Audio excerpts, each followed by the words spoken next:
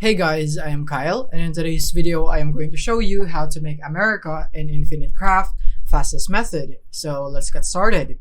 So the first one that we will need is water, and then you want to go for another water and combine it so that you'd have lake. Once you have lake, the next thing that you will do is add another lake until lake so that you'd have ocean.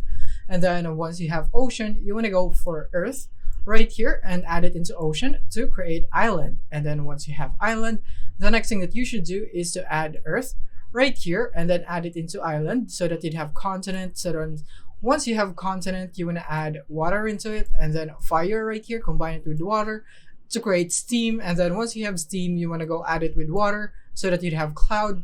And then once you have cloud, add another water right here into cloud to make it rain. And then once you have rain, you want to go for another cloud next. So you want to add cloud into rain. And then you'd have rainbow. Once you have rainbow, the next thing that you will do is combine it with continent. And there you have it. You now have America.